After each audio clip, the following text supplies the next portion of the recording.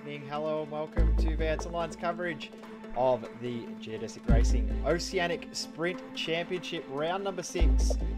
We head to Autodromo International, Monza.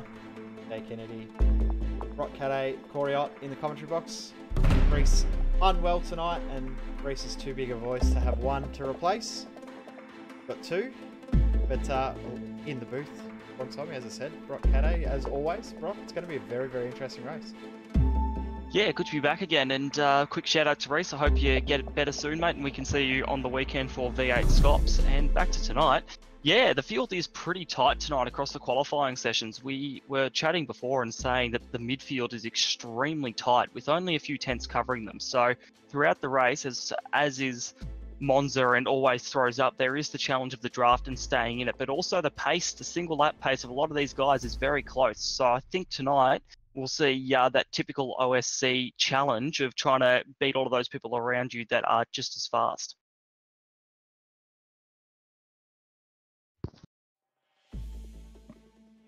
Yeah. Well, hello, and also as well, we've got to remember as well. It's Monza, and we've had especially with OEC their first season when they were here with not with the first chicane, and we had all the people roaring on about it without the first chicane, rah. This is tonight. We have the first chicane, so the full Grand Prix layout. And I am betting money that we're going to have a turn one incident. And if we don't, so be it. But we're going to have a turn one incident. And if it does happen and a safety car does come out, could we see what happened at Spa in a way? Yeah, I think what we did see at Spa, where guys really thought logically about the fuel usage and the fuel burn, using that long lap advantage, and the likes of Ross Rizzo, Martin Silvassi, they really took advantage of it. But yeah, I think we could see that come into play, and I think if we do have a safety car in the early lap or two, we will see the pit lane absolutely light up. Yeah, exactly it. And like you said, Silvassi and Rizzo made a really good move strategy-wise. And Monza is a long track, and there is potential for another strategy move like that. And like Corey said, this first turn here is an absolute accident maker. People don't brake early enough, and it means that they get rear-ended and people are going everywhere. So tonight, all the guys out there are going to have to be really careful at turn one. Otherwise, we could see, I guess, the big one at Monza. That means that safety car will come out, and then that'll just throw another lot of strategy in there, as well as the speed and the closeness of that speed that we have tonight, guys. Yep, 100% agree. We're not too far off race session, starting about 4 minutes left in the warm-up session, but we do know a little bit of the qualifying results, and Damien McPhee is the man to beat tonight. He unfortunately wasn't able to race the last couple of weeks, and when we've seen him out on track, he has been very, very quick. Yeah, well, that's it, and I think we saw him at Bathurst take home the win right back at the start of the season in round 2. So he has got some mega speed. Now, that was in the McLaren. I believe tonight he's in the Audi, but he is showing again that he has got that speed in the GT3 car. So we'll see how he does tonight. At Bathurst, he managed to pull away, get a gap, and he just cruised home. So we'll see what happens tonight, but he has got a couple of tenths on the guys in second and third place. So already he's pulling out that gap. Yeah, you said there, Brock. He's got what is 2 to 3 tenths gap on qualifying, but the mid, like we all say in the midfield, I think between at least 20 cars was separated by near enough to a second. So the midfield, and especially as well because this series is sponsored by Geodesic Racing, we have Carlos Villa in the field tonight. He's qualified, I think, around the 20th position. I didn't have a good look at the qualifying results, but if I don't see him up near the battling really hard, we could have a wild card sort of driver in this race tonight. Could take home a top 10 from that starting place. Yeah, thank you. So I was just going to say big thank you to Geodesic Racing for jumping on board as series sponsor as well. I know the guys at GT Legs Australia have been working hard to get some sponsorship for this, and also OEC and Geodesic Racing have jumped on board, so big thank you to the guys from them for jumping on board with this series. Yeah, it's great to have them on board, and like Corey said, we do have the gentleman here, Carlos Villa, as well, and also our man that tends to cut through the field as well, Cameron Dance, has qualified down the order a little bit as well, close to Carlos Villa. So it'll be interesting to see how these guys go and where they can end up in the field. And we have seen Dance does make his way through and, for lack of a better word, does his dance through the field and comes away with consistent top 10s in these events. So it'll be interesting to see how he goes, obviously in the Audi as per usual. So, and we have John Peasnick as well, back in his Ford and still doing very well after taking home second place in Spa, which was a very, very good result for the only man in the Ford in this series. So I'll be interested to see how he goes here. Obviously, the Ford is seen as the weakest of the GT3 cars, but he keeps coming back for more and he's not doing too badly. So I'm curious. I'm surprised he's continued on with it. I know that he does enjoy that car, but geez, it must be tough for him, especially when you see how much easier some of these other cars to drive for him to keep pushing on in that car. Yeah, that's exactly it. And I know Reese and I were surprised when we saw him in the Ford, and obviously his car selection is locked now. So well, I mean, he's stuck with the car, but he's making it work. And he used I guess, his more of a fuel strategy last week with a bit of speed to come in second behind Ross Rizzo and split that Trick Sim Sports duo there in Silvassi and Rizzo. So be interesting to see tonight. Obviously, a lot of straight line speed at this track, which means the BMWs and potentially the Ford GT will be a little bit off the pace race-wise, but if they can stick in that draft, they may be able to bring home a solid result tonight. About 35 seconds away from getting this race underway. The man that is leading the championship, Ross Rizzo, obviously got the #1 plate for winning the championship last season. He and his Trick Sim Sports teammates, they were the ones that pulled the real interesting strategy. These guys have worked this car out as well. They were very, very quick in qualifying. So we will see them fight for the pointy end positions. But I think tonight the big one to watch is going to be Reese Gasoul for me. I think he's going to be a bit of a surprise packet. We know he's had very, very good pace throughout this series, but hasn't quite been able to finish it off. I reckon tonight might be his time. And no better place to do it than Monza, I think. He has shown some incredible pace, but unfortunately it's just let him down in the race. Donington and Bathurst are two examples of that, where he just couldn't quite get a handle on the race pace, and some of those other guys just sort of monstered him. So tonight, he's starting fairly high up in the order here, so hopefully he can keep it together, and we'll see what he can do. Starting second there on the front row next to Damien McPhee. We'll see what he can do, and well, he's got some good straight line speed under him too with that Mercedes, so maybe able to pull away at the line. We'll just have to wait and see as all the cars are starting to grid up behind the pace car as we get ready for race start here, Jay. Yep, looking forward to it. McPhee and Gasoul on the front row. As you said, Peasnick in that Ford will start third with Winkleman in fourth. Jackie Lotterman, Craig Edwards, Ross Rizzo and Trent Thomas. Running at the top 8, the fifth row will be Silvassi and Bo Albert. A few drivers jumping in this round. We'll be racing in the VRS GT World Championship, which is at the same track, so using this as a bit of extra practice. Thomas Hinds, Leighton Fine on the next row, and then we go to Brad Watson and Ford Watson, another driver to watch out for tonight. Zach Hanlon, Dylan Shepherd, Andrew Welter, Carlos Villa, Desmond Harberger, Scott Kozlowski, Philip Morton, Adam Briggs, Adam Wright, Phil Worley, Cameron Dance, Matthew Huppets, Dan King, Reese Keane. Big field. Mauricio Latris, Thomas McMillan, Richard Hunter, Isaac Nichols. I wish I had realised that this was as big a field when I kept going with these names. Damon Stockton, Mark Simon, Neil De Bruin, Daniel Misdale, and Chris Whitaker, the entire field. Got through 37 cars. So this is going to be sorry to say this, but could be a pile up at turn 1 here. Fingers crossed we see it fairly clean, but there is a high chance of a turn 1, lap 1 incident. Yeah, indeed. So 37 cars here, which is basically the biggest field you get in basically in this split of cars here. I think that's about all the cars we had turn up tonight. So really good to see the participation in this series is still nice and high for us and giving us some great racing as they're coming around the last turn just about now.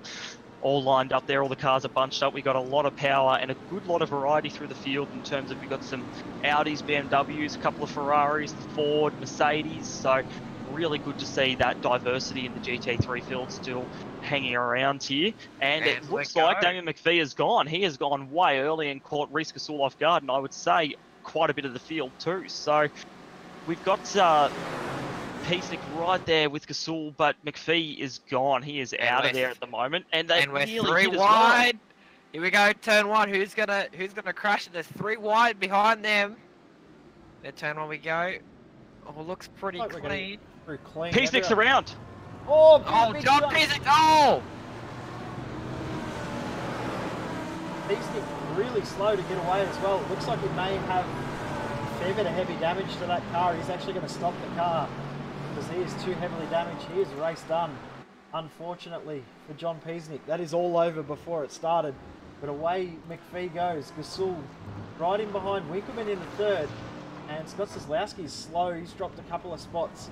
The approach to the second chicane. We're going to CPR replay, though, of John Peacenik, because that was a fairly big incident for him. If we can pick up how he got turned around, because that was quite messy. Yeah, he looked like he just got a tap on the left rear quarter panel, and it was just enough to spin him around. And then, of course, the rest of the field there has caught him up, as we've just had another incident on the back straight there. That's huge. Yep. Oh my God, that's about 10 cars. Safety car has been called, so we will stay with our CPR replay, but there is pretty much half of the field involved in another incident. Desmond Harburger, Clayton Fine, Thomas Hinds, Ian Ford, Chris Whittaker.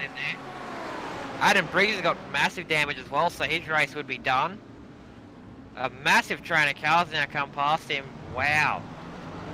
Hinds got damage. I think maybe half of that. Stockton's got rear end damage. Sazowski as well has got damage. Wow. Watson as well. Go back and try to see what actually caused that, because I saw a couple of cars spinning, but that was mega, that incident. So. Oh wow! So coming out of Lesmo 2, and then all of a sudden the track is blocked. There's, as you said, 20 odd cars involved, and this has really messed up the field. What started that accident? So, our car number 40, Dylan Shepherd, is hit by the looks of it, Thomas Hinds, and that sent him into the Mad Cow racing car, and that's where that all began right there. Yeah, so that's right across the track, and of course cars rolling everywhere. That is a massive crash there coming out of the second Lesmo, and it's just, of course, there Dylan Shepherd got caught out with the Mad Cow car on the left hand side, the number 86, and then Hinsey on the inside there. He had nowhere to go, and unfortunately it's just resulted in a pretty bad crash. On board here with Ian Ford, who did his best Krusty Demons impersonation with a big jump. Well, I see the big accident going on ahead, and he was an absolute passenger to the wall. And as he's going backwards, it's absolutely cleaned up by Cameron Dance, who had nowhere to go as well. That was a massive, massive incident. And the second part of the incident where the track got jammed, that was intense. We're going to get another look. He's on board with Dan King. Said we are under caution, so not missing any action with this these replays going on, but that was incredibly messy. Yeah. And also as well, that back half of that circle where that incident happened, you have nowhere to go. You slam on the brakes, and with these cars having ABS, it's just hope and pray that the mess in front of you clears so you can get through it. But as you can see, the track was jammed up, and a lot of people unfortunately got damage from that. Some of them even had to, I believe, DC from the race. We've got John Peacenik and Desmond Harburger all out, and also Adam Briggs out of the race at this stage. We've got a few drivers trying to limp back to the pits. Now, the big positive these guys have, we've seen strategy-wise, that pitting early, you get a bit of a chance. You can use your spare car, your quick repair, get back out there. So we will see a large portion of the field take to the pits early, which is really going to mix up the strategy for this race. Daniel Misdale, having all sorts of issues, he's actually looped it around with his car being so heavily damaged. So unfortunate for him, he almost spun in front of Scott Kozlowski there. Almost made contact with him, but going to see a big portion of the field in right now. It's really going to mix up this strategy. So I'm going to have good guesses here, and I'm going to say that maybe half of the top 5, seeing from what happened at Spa, especially Rizzo, would come in. And also, as you said, all the drivers that have damage to grab their spare cars. Yeah, so I'm having a look through the field now, and there's a good bit of damage on probably at least half of the guys left out there. And hopefully they go in, and we might see a lot of people using that alternate strategy tonight to get that fuel in the car and pull a Rizzo and a Salvassi from Spa. So yeah, look, it's unfortunate to see such a big incident, and I would classify that as a racing incident. I don't think you could say anyone was completely in the wrong with that incident there, as we see a lot of people peel off into the pit lane. So yeah, hopefully the next sort of half an hour of the race goes a little bit better than what the first 10 minutes has. Exactly, and I think as well, what I just said before, so Rizzo's not in, so a lot of the guys now, so this is not like Spa, whereas this circuit, I believe maybe 3/4 of a lap, you're flat on the throttle, and if you're not, well, you really get caught out by the by not getting that draft. So as I said about 30 seconds ago, not a lot of the guys, no one from top 10 actually pitted there. So I think a few guys would have worked out that they can't quite make it on fuel, so probably staying out. A lot of guys have just come in, used that fast repair, gone back out rather than refueling. So I'm actually a little bit surprised at that. I thought some guys would have topped up the fuel and then fuel save from now to try and bring it home. Actually, you can hear we're on board here with Cameron Dance, and he is trying to save as much fuel as possible. As soon as he gets up to speed, instantly on the clutch, try and post this back to potentially steal a win like Ross Rizzo did.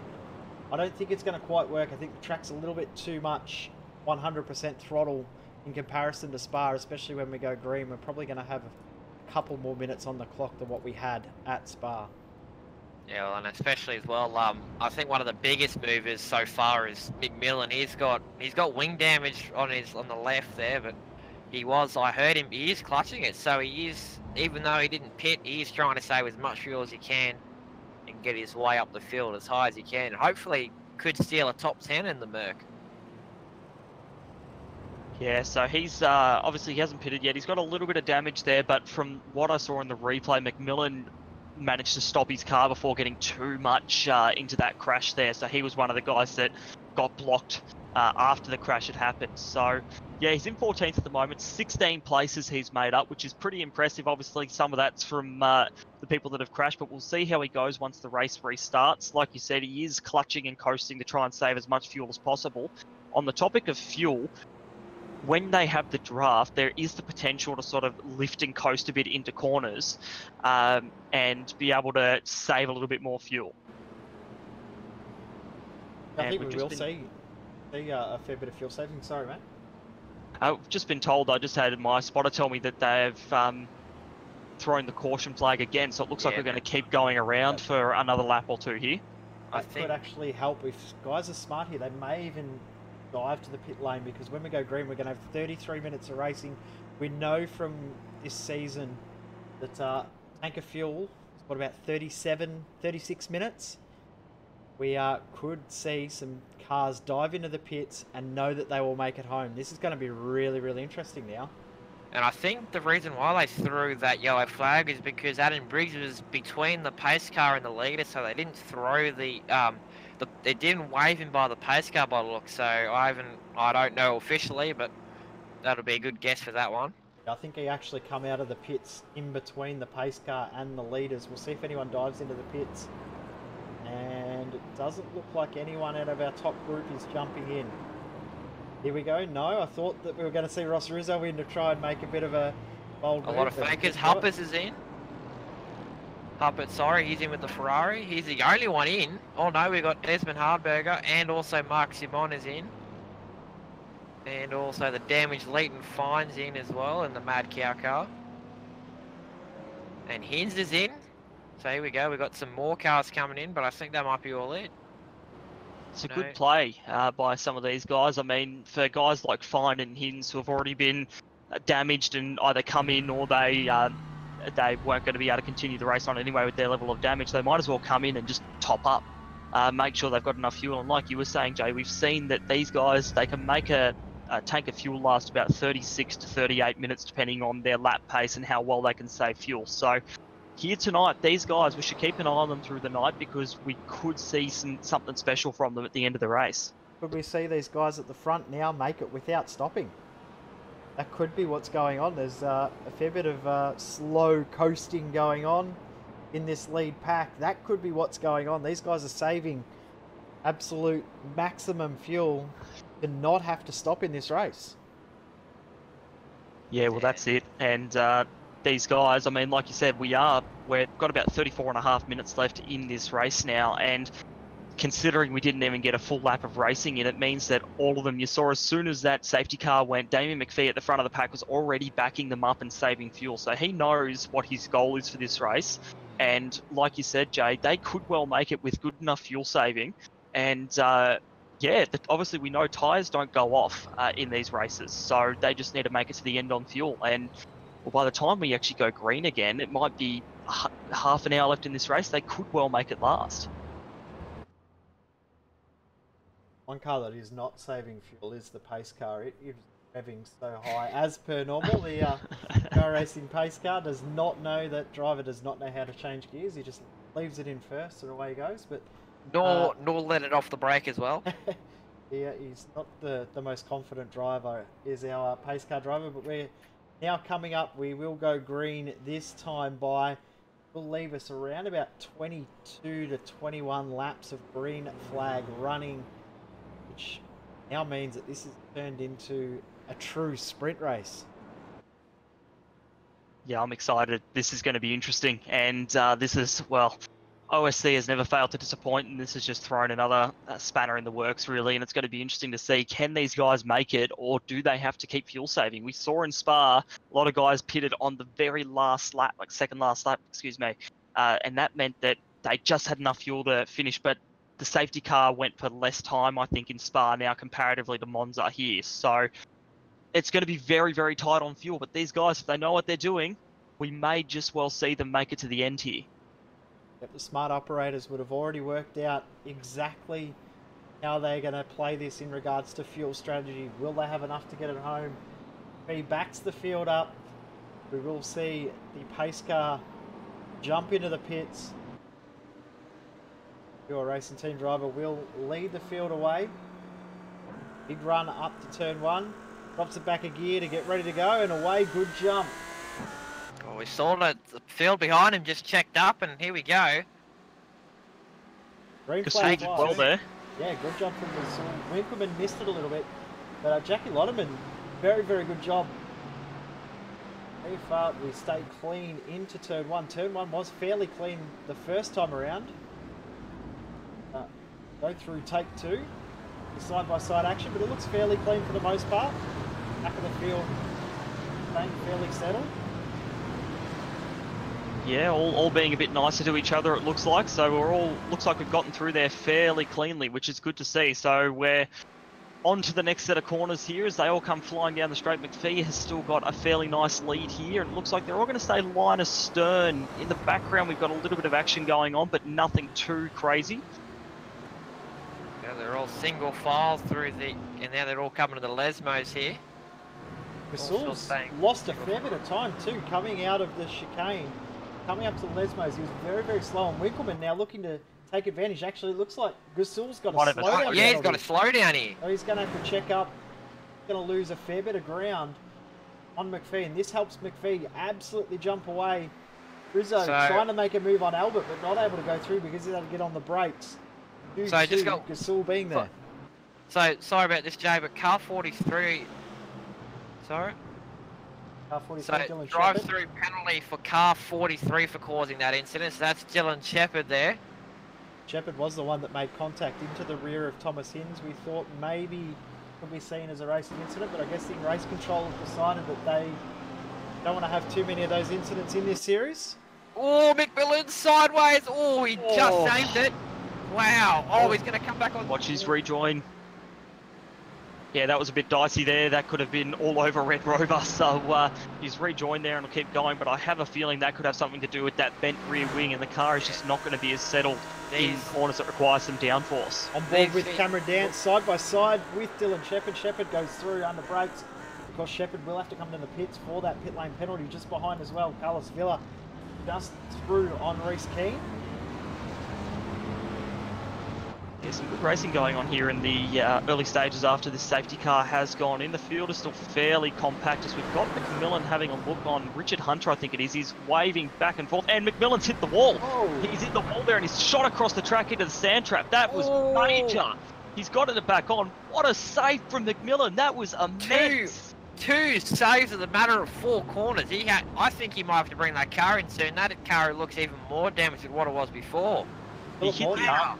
Philip Morton also just went off the track at the chicane there too, so go back to the front though. Reece Gasol closing back on the rear of Craig Edwards.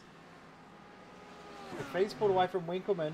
Ottoman not able to quite go with him, but Edwards has dropped from the rest of that train. Reece Gasol looks very, very promising to try and make a move here. Yeah, and without that draft, if Edwards doesn't have the draft in front, he is going to be very susceptible to a pass from Gasol, and then you've got Albert very close behind too. So the Audi and the Mercedes, they both have their weight penalties now, but the straight line speed of the Mercedes, it has a big V8 in it, so it should be able to close the gap here. And Edwards might just be close enough to pick up just a whisper of a draft from Lotterman, but not much more than that. So we'll see how they go coming down into turn 1 here, as the pack behind Gasol and Edwards there is actually fairly condensed as well.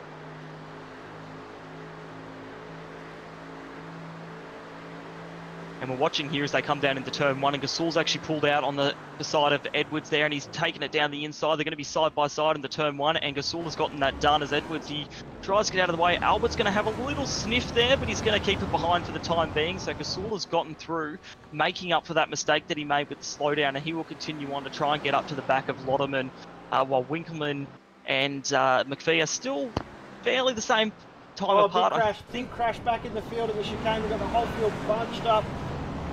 Is that Nichols? Is it? No, it's Thomas Have McMillan around? Yeah, oh man, not direction. his night. There was another car off the circuit as well. That was Damon Stockton, I think.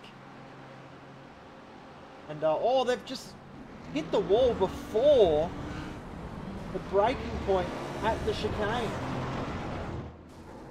As Stockton's come back out onto the circuit, he's caused a big pile up of cars at the chicane. I'm not quite sure what was that on the straight. I'm looking now, Stockton was defending. Stockton did not give McMillan enough space there. Stockton pushed him onto the grass, and McMillan came flying across and got air off those sausage curbs through turn 1 there to stop people cutting. Yeah, look, that was a bit of poor driving there, unfortunately. It looked like Stockton just forgot that the track runs out on the right-hand side there and narrows down, and pushed McMillan right onto the grass and into the wall. So, yeah, that's unfortunate to see in Stockton and McMillan's cars. They're pretty much both total to the there's a turn, Watson and one of the DPR Ferrari through a scurry. Oh, wow. Facing the wrong direction now as well. We have seen so many incidents in this race tonight. This is unbelievable. Yeah, this is immense. These guys, they are playing for keeps, and we've still got 25 minutes to go here. So unfortunately, what that means, yeah, wow, that was a big incident there between those two, and that'll, dare say, take both of them out, unfortunately. Yeah, it was Watson and Mesdale were side by side through there, and I was waiting for something to happen, and it did. It was, wow. So we've had, what is 2 wrecks in the space of a mere 60 seconds, as now we go 2 wide. Nichols, a little tap, he's around. Another incident at turn 1. And it's collected one of the Mad Cow racing cars as well. Come on, guys. Fine. This is turning very messy in the second half of the field. The front guys are keeping it very clean. It was great to see, but yeah, just Isaac Nichols unfortunately missed the braking marker completely, ran into the back of, I believe, that, look, I'm not sure who that was now, and then Leighton Fine, unfortunately, was the innocent bystander, got taken out. As we go back, while we were watching that, Ross Rizzo, we were watching him tuck in behind Bo Albert, and he has got the move done on Albert. The number 1 car now starts to hunt down the back of Craig Edwards. Reece Gasol has also gone past Edwards. Gasol tries to hunt down Jackie Lotterman. Yeah, so like you said, the back of the field's a bit wild tonight, but the front of the field seemed to be keeping it relatively clean and, you know, keeping the rules intact here. So hopefully we continue to see that tonight. But Gasol, he's reeling Lotterman in a little bit by bit every lap. And just as we wait to see the numbers here, Winkleman has reeled in McPhee another 1.3 seconds. So currently the gap between first and second is 1.2. McPhee might be managing that a little bit because Winkleman, it sort of bounces between 1.2 and 1.3 the last few laps. So we'll see how that goes. We've got Bo Albert down the inside of Martin Silvassi here. And in the background there, we've got Zach Hanlon with Trent Thomas as well. So some good battling going on between all these guys. As Hanlon and Thomas are actually side by side coming up to this next part of the track here. They're going to stay side by side. Still side by side. Man, these guys, they're playing for keeps, and Thomas is just going to peel in behind Hanlon here. Tuck right in there. He's going to go for the move down the inside here. No, he's kept out of it. He's kept out of it. Very, very glad he backed out of it. Trent Thomas, of course, has been involved in a couple of incidents in this series. Passing one back to round 1 at Daytona. That was a massive, massive incident that we saw at the end of that race. Zach Hanlon's done a pretty good job. He's up 6 spots from his starting position from 15th. But just behind those guys, Adam Wright, plus 12. He's doing a very, very good job keeping it very clean. All he will be doing at the moment is hanging behind Thomas there and just hoping he can get a good result from this race. He's just hanging there in the draft, so all we've got to do around here is keep in the draft. And there you go, Thomas McMillan given a drive-through penalty for that incident we saw a couple laps ago. So that's his night has went from worse to even worser. We are now watching third and fourth. Just have a look at the pace that Reece Gasol's got. He's closed that gap up to Jackie Lotterman very, very quickly. Yeah, this is going to be on, I'd say, coming into the turn 1 here with how long this front straight is. He is going to be right on the back and potentially down the inside. So Lotterman isn't going extremely defensive yet. Sort of just moving across the track. You can see Gasol's having a little look, trying to see what his options might be coming down to this corner. He's very close. He's pulled out to the right-hand side. He's going to try and make the move, stick down into turn 1. And he's right alongside there, and he has. Lotterman's just going to pull him in behind for the time being as they come through there. We've got Silvassi in the background battling hard with Albert and Handlers. Albert's had to cut turn 2 there, I'd say, because they were trying to go side by side, and he's got that slow down and fall back about 4 or 5 positions. This one's all the way back to 11th, but have a look at the battle for the lead.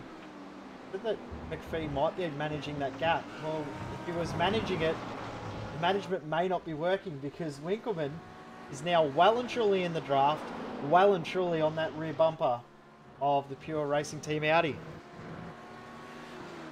Yeah, it is all on, and the question here is McPhee a bit slower as he runs actually a bit wide there, but is he a bit slower because he's fuel saving, or is Winkleman's race pace just a bit better? It'll be interesting to see how these guys go. Obviously, we don't have the fuel numbers, so... Something's happened to Bo Albert. He is done. He's back to the pit lane there. What has happened there to Albert? I'm going to guess that slowdown penalty hasn't cleared properly and he's ended up having to remove himself from the race. I'm not sure. Strange. Yeah, that's a bit... had an incident. We'll see if we can pick it up in the CPR replay. It looks like possibly some steering damage. When he cut that corner, it actually damaged the car and the steering has gone on him. Decided to park it rather than push on and cause an incident. So probably a smart move there from Bo Albert to make sure that we don't see any more incidents. We go back to the battle for the lead. It is on. Yeah, McPhee is, he's going to be struggling coming into these next couple of laps as Winkleman is right on the back of him, and Winkleman is a talented steerer. He knows how to pressure drivers. McPhee is also very good in the GT3 category and others, but can he hold up to what Winkleman has to offer? This BMW in the draft is not as slow as it is by itself out there on the track, so he is going to have to take advantage of any heavy braking that he can make. 20 minutes to go already.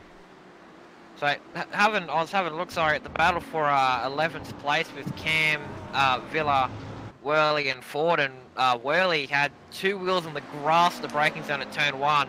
The rear wiggled about, he just saved it, but has not hit anything, and they're still going on here. Yeah, Ford's just gone down the inside of Worley, I think it is.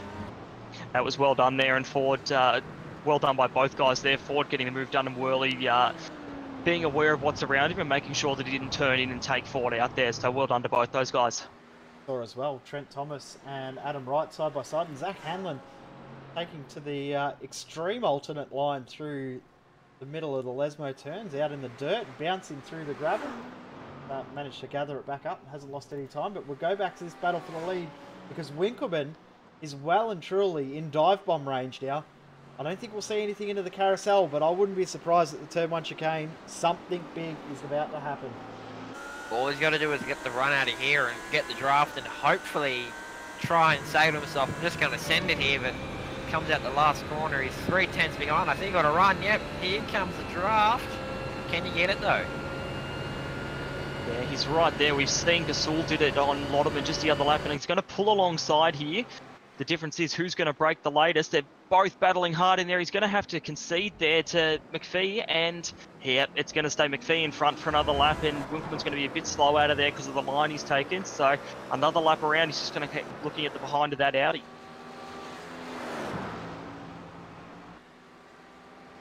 And they're coming down again. There's still a fairly large gap there. Gasol has still got... Lotterman has actually stayed on the back of Gasol there fairly well. So they've got quite the nice battle going on here in the background. As we look even further back, and we've got Craig Edwards and Ross Rizzo battling it out too. So Rizzo is right on the back of Edwards, and just...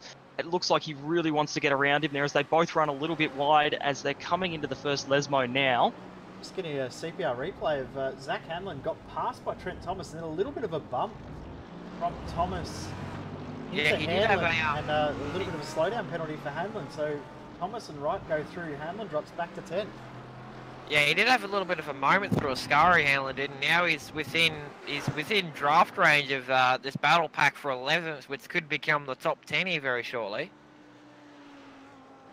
Yeah, exactly it. And we are lucky to have a few of these big battle packs, and Dance has done well to make his way through the field as well. But we do have Dance, Villa, Ford and Worley all very closely bunched up within about a second of each other, sorry. So with the draft here, and I think that it's mainly an Audi train as well. We've got the Ferrari on the end there, but it's 3 Audis against each other. So I'll be interested to see how this turns out. But Dance looks like he's pulling away just a little bit. Going back to Damien McPhee at the front here, Winkleman is again in the draft, and we'll see if he can actually make it around turn 1. I think it's going to be too much to ask of him this lap. He doesn't look like he's going to be close enough to come into the braking zone, and he will just pull him behind coming into turn 1 there. Ross Rizzo, though, he's got a great exit out of final corner. He's got the move done on Craig Edwards well and truly before the braking zone. So Ross Rizzo moves himself into the top 5, and that's what he did last season.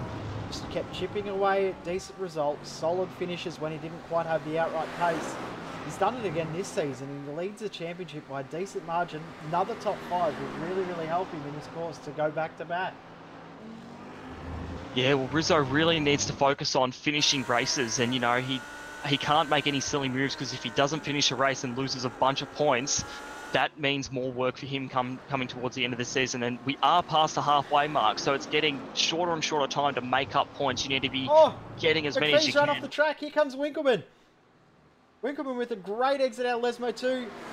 McPhee using all the dirt, all the road, everything he could. Too wide to Ascari. And this is going to get very, very interesting. Oh, they're close into Ascari. There was contact, but they get it done. Take 2, take 3 now.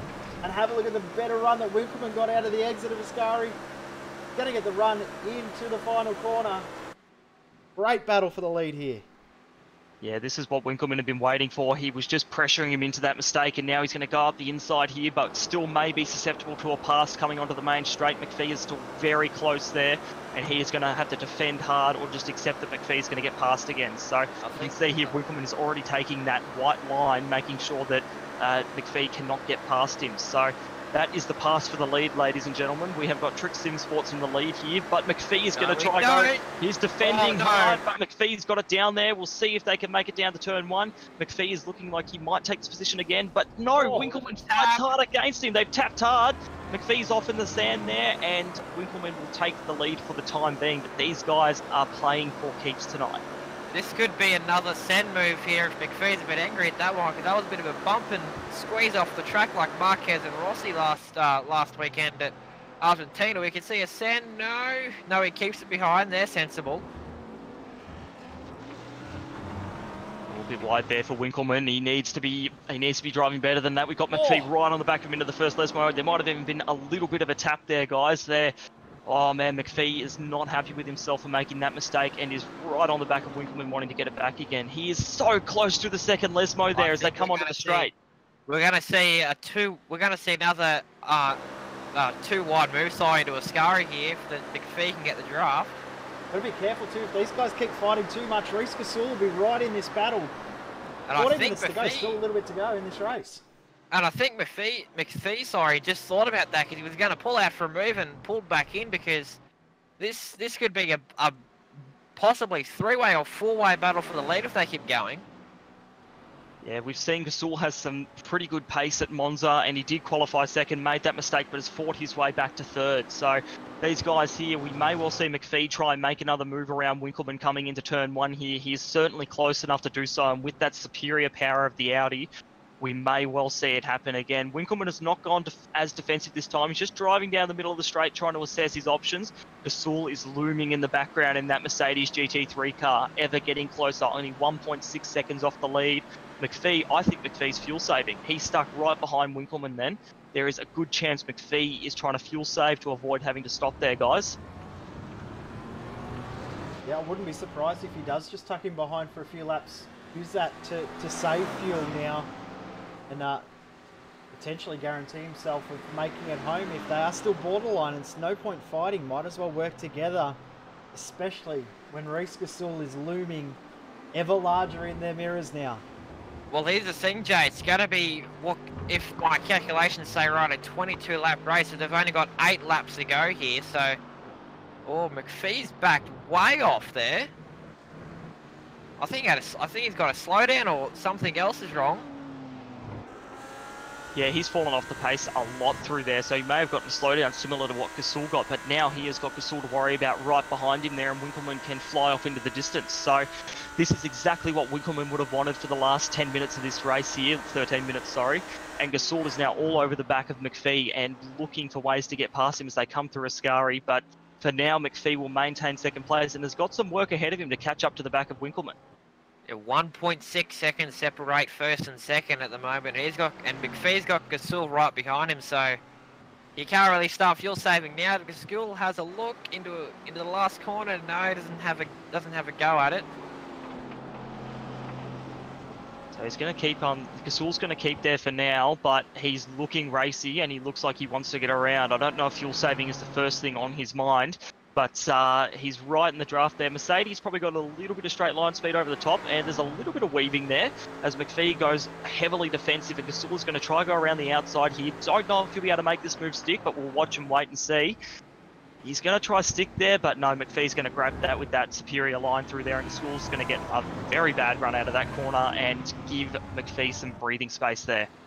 So talking about fuel saving, Adam Wright's pulled in from what was a 9th place. He's pulled into the pits to get his, I'm guessing, splash and dash, or he's in for something else, but he's in there for longer than what we think. He's still there.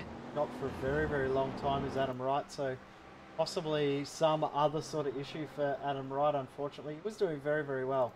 But of the guys that did pit under caution, Ian Ford leads that train of cars. Ian Ford, Cameron Dance, Philip Worley, Carlos Villa are the top 4 in that group. They find themselves just inside the top 10 in those lead cars. So if there is a splash and dash required by the front guys, your effective leader is Ian Ford. Well, talking about Adam Wright, he must have had a penalty there to serve. We wouldn't have seen it, but also Zachary Hanlon did pit a lap before, so we could see, if they do need to pit, we could see Hanlon possibly get a good result from this. Well, Hanlon, we did see have those issues over the curb and possibly had to get some damage repaired. Yeah, so he's definitely fallen back a little bit, and if he had used that fast repair already earlier in the race with damage, obviously the iRacing clock kicks in and he's just got to sit there and wait for a couple of minutes while any repairs get fixed. And yeah, unfortunately that has spelt an end to what could have been for him. He's gone back down to 24th, but there is still the chance that some of these guys need a pit. So like you said before, Ian Ford could be our effective leader if that top 8 do have to end up pitting, with Cam Dance and Philip Worley in 2nd and 3rd there. So be interested to see how this turns out with about 10 minutes left to go now. It's we're in the prime window for pitting if they need to, but that safety car period was a very long one, about 13 minutes under safety car, and we heard them all clutching and coasting where they could. So who knows? Strategy, it always ends up being the big thing in OSC, as we found, and tonight it could be the difference between a big win for Winkelmann or Ian Ford coming through the pack and taking a top 5. Yep, and we're seeing Winkelmann's already pulled 2.5 seconds over Damien McPhee. So McPhee is now in absolute fuel conservation mode because Gasol is ready to pounce, potentially, but try and take the 2nd position away. But I think McPhee's thinking about the end of the race. I'm going to guess Winkelmann knows that he can't make it on fuel, so he's pushing on as fast as he can to get as much of a gap as is possible. McPhee thinks that he can make it on fuel saving. He's, of course, then going to have to worry about Ian Ford. Yeah, exactly it. So McPhee looks like he is just taking it easy right now. Gasol is still staying fairly far back from behind him, so it looks like he won't be able to get much of a move done, maybe on the front straight, but I think you're definitely right. Winkelmann has turned on party mode, as people in F1 would say, and he is just going for it. He knows that splash and dash is looming over him, and he's going to go. And we've got McPhee's in the pit lane, so he is not fuel saving. He has decided he cannot make it to the end. Oh no, it's actually... He stopped. Yes. He's just escaped out of the car. McPhee is out of this race, guys. This is huge. Yep, we've seen this a couple of times throughout this championship, that McPhee's had real-life commitments and has had to withdraw himself from the race from the leader. I remember Silverstone, he was in the lead of the race and just had to escape back to the pits and go and attend to his real-life commitments. And it's happened again, unfortunately, for the driver of Damien McPhee. So very, very unfortunate to see, but sadly real life sometimes gets in the way of these races. Yeah, exactly. It's unfortunately, while we'd all love to live in the sim, sometimes real life does get in the way, and we've all got to jump out and take care of those things. So unfortunate to see, considering he was in such a good spot in the race and, well, may have been contending for a win. But that's left Winkelmann in the clear by about 3 seconds now, 3.1 seconds back to Gasol. So we'll have to see where their fuel is at and who can actually make it to the end. Well, maybe these guys can make it to the end and we don't have to worry about fuel as much as we've been thinking. We'll find out soon enough, though, as we've got 7.5 minutes to go. There'll be 4 laps to go when they cross the line. Now, going to be very interesting finish. Sorry about that. We're talking about Ian Ford. You got Cam Dance and Philip Worley behind him, possibly fuel saving in that draft. So if we could see possibly our top 3 right here, Ford, Dance, and Worley, if the cards are played right here tonight. Very possibly, yeah. So there is still that question over fuel saving, and I just also wanted to give a shout out to Jackie Lotterman, 3rd place, also from Geodesic Racing, like Carlos Villa, and new to our series this week, and has done really well to stick up the front there. And yeah, has fought off some of our mainstays in the OSC series. So I just wanted to give a shout out and say well done. Gary McPhee's been hit with the unfortunate pit lane bug where the car won't release from the pit lane. He jumps into the pits, so that is why McPhee is out of the race. Unfortunate for him. That's really unfortunate. No game's perfect, and this is a bug that's well known in the community. And yeah, it's just struck him at the wrong time, unfortunately, as he's disconnected from the server now. People say about these things shouldn't happen. Well, in saying that, we do see in real life where there's issues at the pit stop and wheels fall off, wheels don't get put back on the car properly, and the car can't restart, or the jackman drops too early, or the fuel doesn't go into the car properly. These things happen in real life in the pits where you can't get out of the pit lane for some reason, so I'm not overly disappointed about it happening in the game. As it is very, very random how it does it. Yeah, well that's it. I guess you never know when your tyre nut's going to cross thread like it did to the Haas and Ferrari teams. So yeah, I guess it does throw a bit of a spanner in the works, and we've got Winkelmann here who's now 3.3 seconds ahead of Gasol, so he's not actually pulling out much time. So maybe he's now gone into full fuel conservation mode, that he hasn't got McPhee up behind him. Saying these two are still the two fastest cars on track. Winkelmann last time around a 47.1 and a 47.2. Oh, we've got someone crashed here on the main straight. Car facing the wrong direction. That's Isaac Nichols again. 2 weeks in a row. Yeah, similar thing happened to him coming out of Oil Rouge last week. He just spun it around and put it in the wall. So, and that was with the 2 or 3 laps left to go. So unfortunate to see, just a bit of bad luck hitting him in the GT3, unfortunately. I think he may have actually had a bit of steering damage before then because the car did not look 100% straight. Possibly was crabbing a tiny little bit, and that's probably assisted him into the wall. Yeah, it's unfortunate. You can try and deal with it, but sometimes these GT3 cars snap at the best of times on you, and well, it's gone bad for him. Just looking at the battle for 8th place at the moment, we've got Ian Ford, Cam Dance, Philip Worley and Carlos Villa all within about 6/10 of each other, with Cam Dance right on the back of Ian Ford. So this is heating up with about 2.5 laps left to go here, guys, as Dance has a little look, but leaves it behind Ford and decides to keep on going. Smart move, not a good place to overtake there, can cause incidents. And Cam's just been showing the nose a little bit over the last 2 or 3 laps. He's just not necessarily wanting to get by. He's just trying to see if he can force a mistake out of Ian Ford. But Ian's very, very accomplished racer. We've seen him race many, many cars and be very, very competitive in almost everything he drives.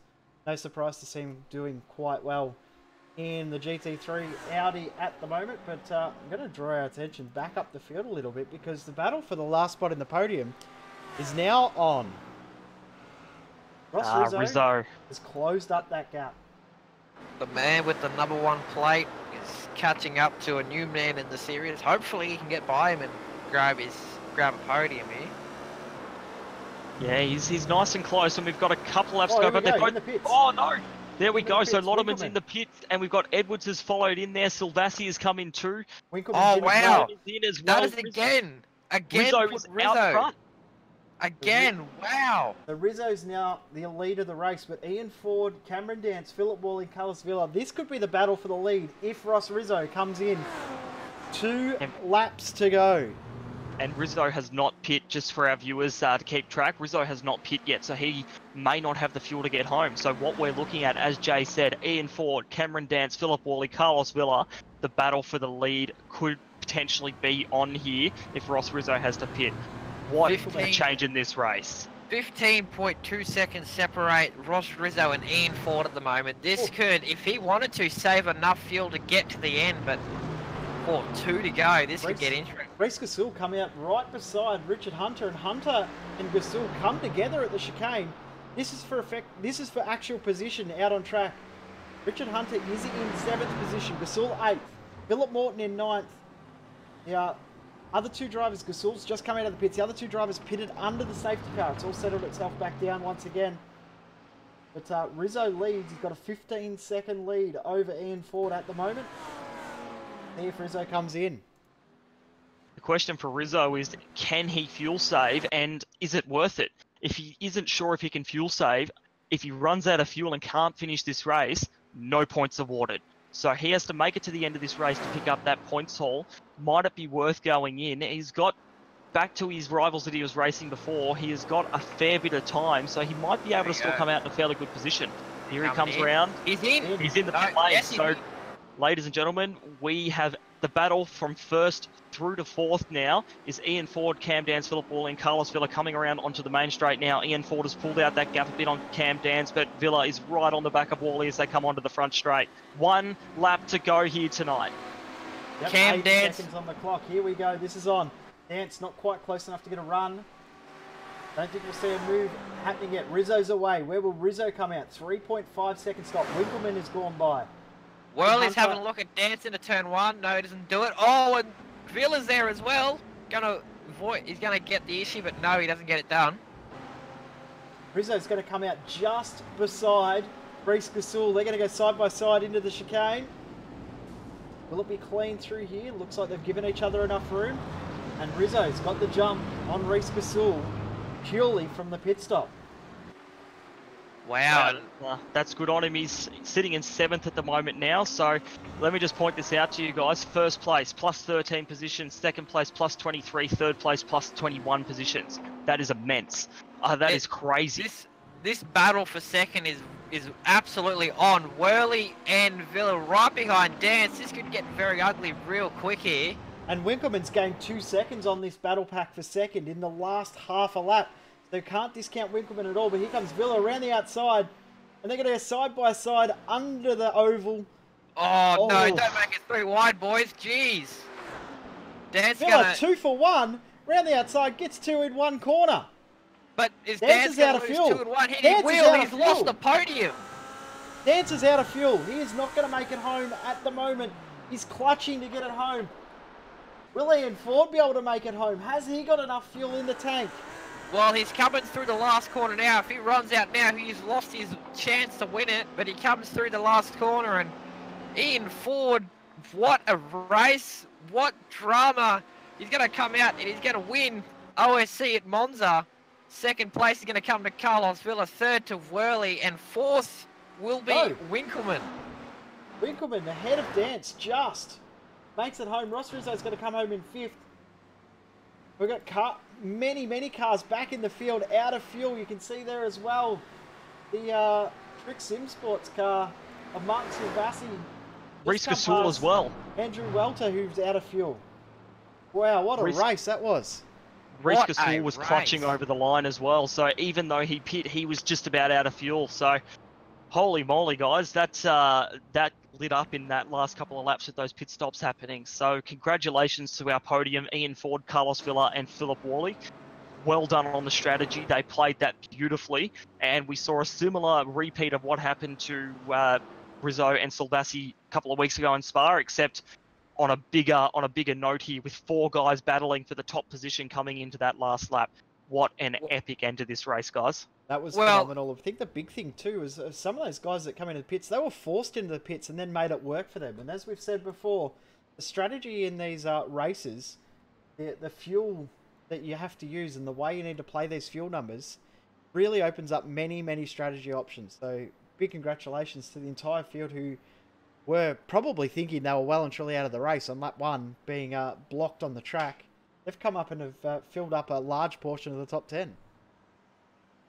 Exactly, and I was going to say at the start of the race, if you were to pick on who the winner is, they would, if it was a safety car on lap 1, either would not finish the race with fuel or just barely win it. But as you can see, sort of a Daytona 500-esque finish where all your top contenders fell out with what was barely 5 to go. And as you can see, your podium there, Ford, Villa, Worley, you wouldn't really sort of guess that podium at all.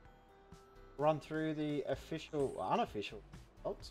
Obviously, they will still be reviewed post-race, but Ian Ford wins by 1.5 seconds over Carlos Villa. Philip Worley finishes in 3rd, with Anthony Winkleman pitting with 2 laps to go. He finishes in 4th, only 3.5 seconds behind the leader of Ford in the end. Cameron Dance ran out of fuel with 3 corners to go. He finishes in 5th, with Ross Rizzo consolidating another good result in 6th. Richard Hunter, good drive from him to finish in 7th position. He's up 24 spots from his starting position of 31. Jackie Lotterman finishes in 8th. Philip Morton in 9th. And Craig Edwards rounds out the top 10. Yeah, so we've got Thomas Hinz in 11th, Andrew Welter in 12th, Martin Silvassi in 13th, Trent Thomas 14th, Reece Gasol in 15th after pitting with a couple of laps to go and then running out of fuel on the last lap. Scott Kozlowski in 16th, Zachary Handlin in 17th, Leighton Fine 18th, Reece Keane 19th, and rounding out our top 20 tonight, Mark Simon. And the rest of the field, Briggs, Wright, Lasser, sorry if I got your name wrong there, and then Huppets, King, and then your DNFs, McPhee, Nicholas, McMillan, Misdale, Byrne, Whitaker, Shepherd, Albert, Watson, Stockton, Harbinger, and John Pigson out before the first half of the lap. Another phenomenal night of racing. That was phenomenal. That was incredible. This series, it delivers every single week. We come here, we watch, we do this broadcast, and every single week it has delivered. The racing's been awesome, the strategy's been awesome, and yeah, it gives us plenty to talk about. God, it has. It sure has been incredible. We'll go to our race winner who's jumped into the booth for a quick chat. Congratulations, Ian Ford. when you were pretty much doing a bit of Crusty Demons, having a bit of a backflip on lap one, did you think you would potentially end up in the lead and end up winning this race?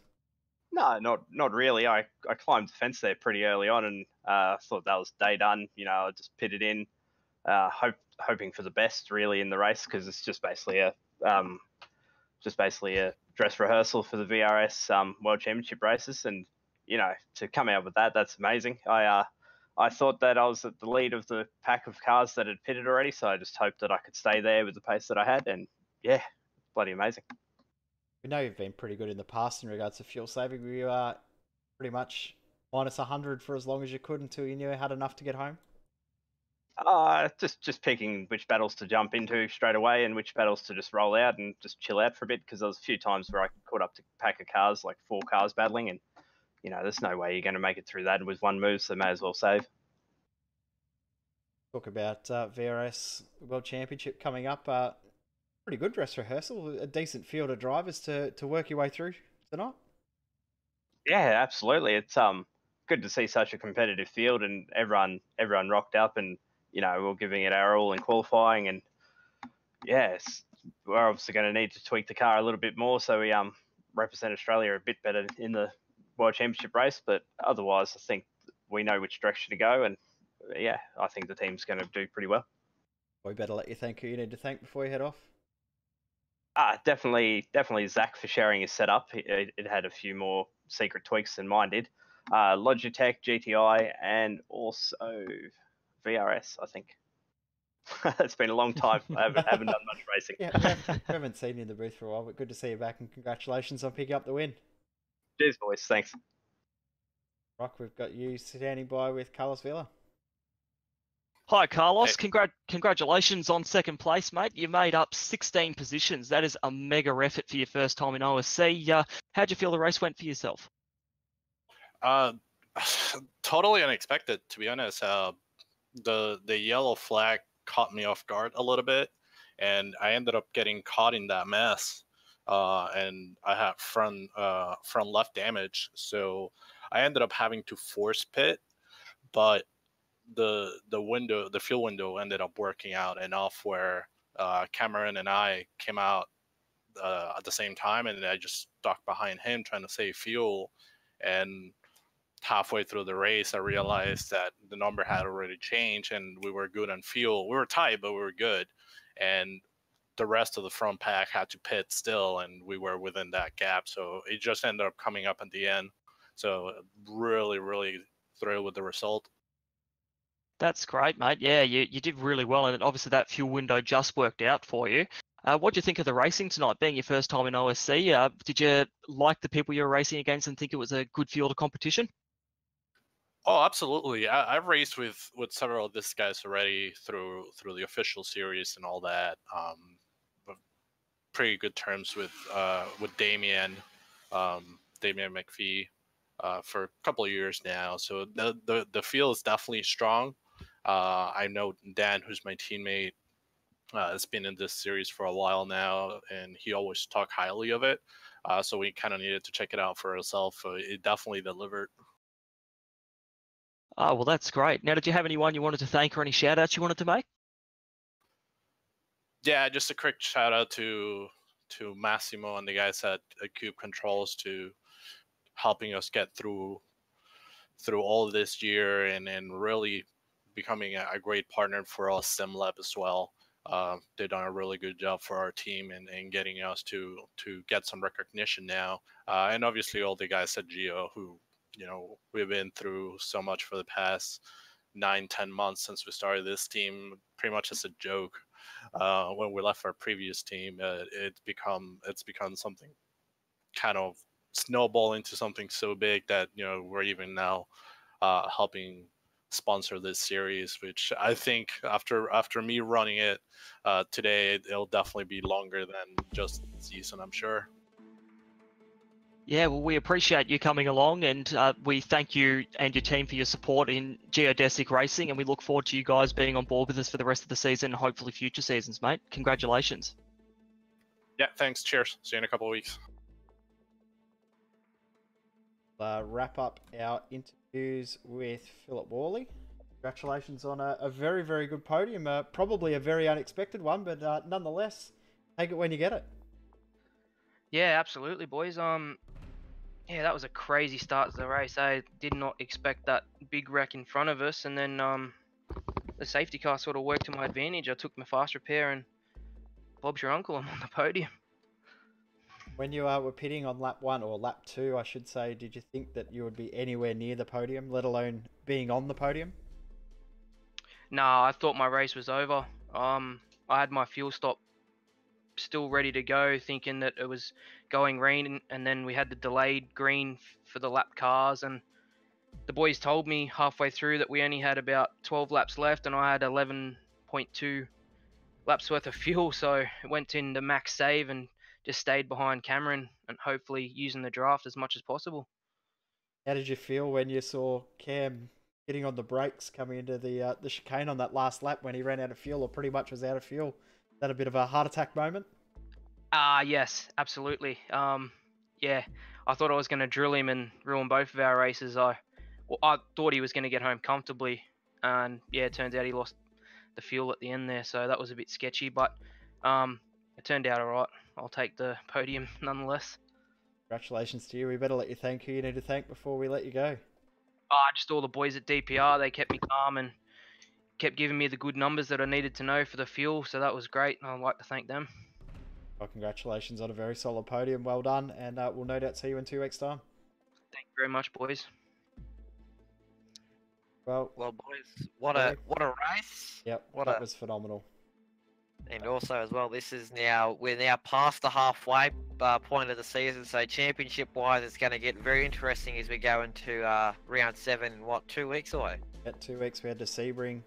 It's going to be a very, very interesting race as we head to the concrete of the old airspace at Sebring in Florida. That's going to be a very, very good race. Looking forward to that in 2 weeks' time.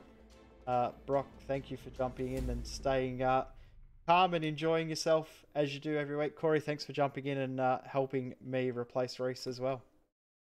Yeah, no problem. No worries. Happy to be here. Love commentating with you guys. Well, we will wrap it up here. This has been the Geodesic Racing Oceanic Sprint Championship. Our next broadcast will be Sunday. This Sunday night, the VRS V8 Scops Round 3, the CPR Cut and Sim Parts British Super Sprint. We head to Snetterton for the first time ever in V8 Scops. Really looking forward to that. Hope you can join us from 6 PM Australian Eastern Standard Time this Sunday night. But until then, from the entire V8 Online team, we thank you for tuning in. See you next time.